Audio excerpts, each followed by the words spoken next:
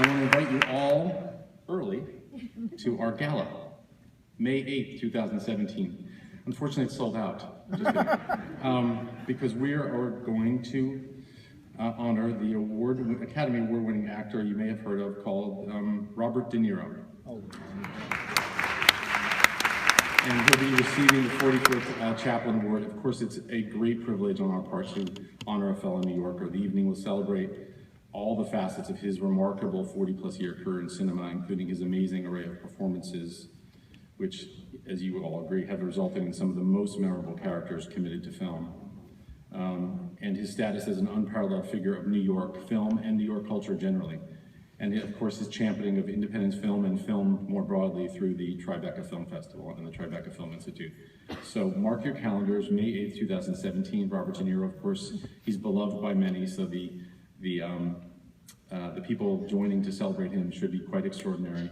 So I tell you that now so you can plan way ahead. I want to thank all of you, most importantly our audience, for being so supportive during this festival. I think you're going to love tonight's big 35mm film. It's an old school Hollywood epic in many ways. I have not seen it, but I've been told by many people.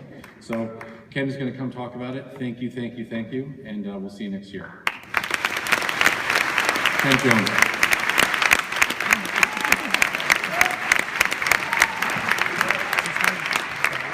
You forgot my name. That's okay. Doesn't matter.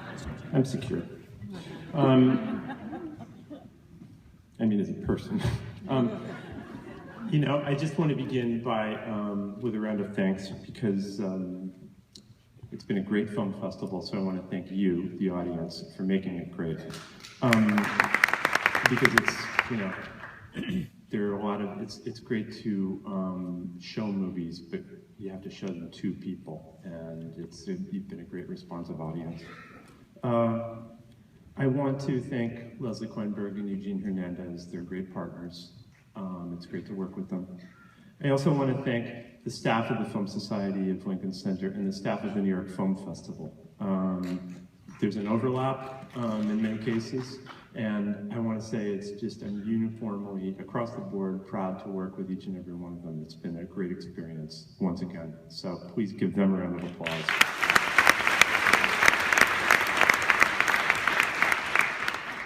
And that also extends to the security staff, to Chief Sheldon and his team. They're amazing, and to Louis, who's still the best dressed security guard I've ever seen. Dan mentioned the selection committee, but I'd also like to thank them. Amy Tobin, Dennis Lim, Florence Almozini, and I also want to thank our consultant, Gavin Smith. And I want to give, it takes a lot of people to make a film festival run, but I really want to give a special thanks to Gabby Madsen.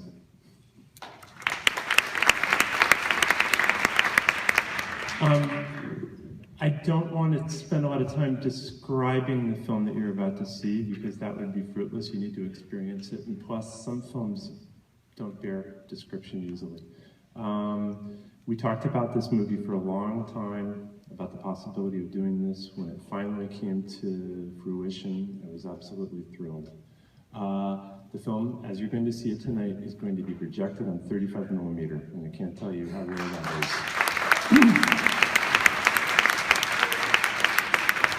And doubly so because it's a film that was shot on 35 so beautifully, but also it's the work of a great filmmaker.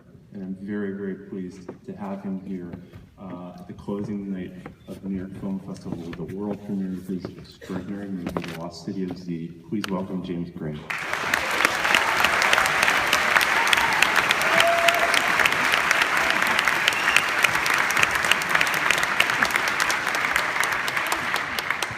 Hello.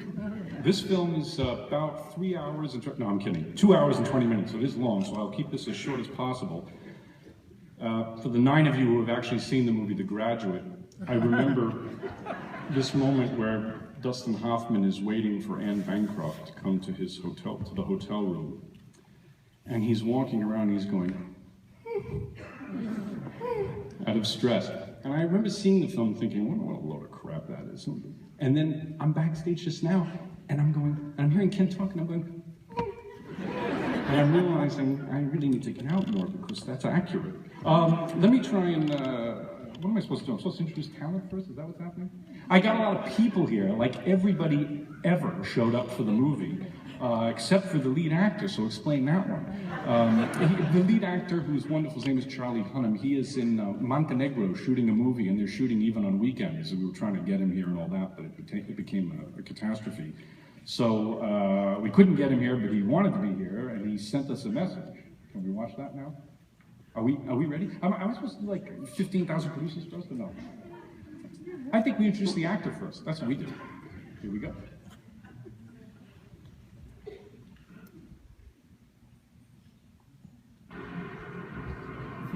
Hey, this is Charlie. I just wanted to send a quick message to say I hope you all have a great time tonight. I hope you love the movie.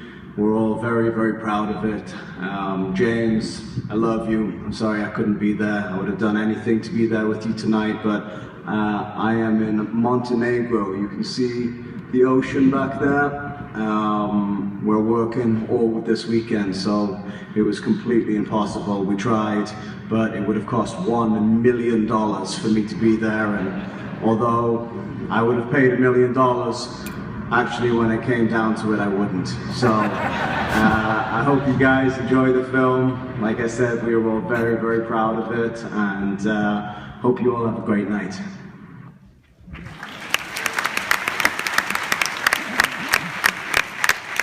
I'm going to introduce the cast, if I can. One at a time, I guess. Edward Ashley, where are you? Edward Ashley plays Manuel. Angus McFadden, who's fabulous, is Mr. Murray. Tom Holland, Sienna Miller, and Robert Pattinson.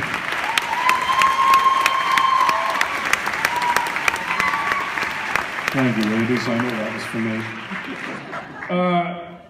The writer is here, I think, David Gran, the writer who wrote the book from the New Yorker excerpt, which is so brilliant. There he is, over in the back.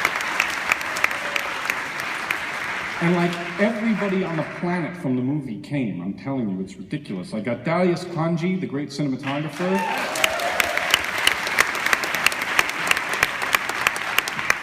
John Axelrod and Lee Haugen, who cut the picture, the editors, great. Christopher Spellman, who did the music.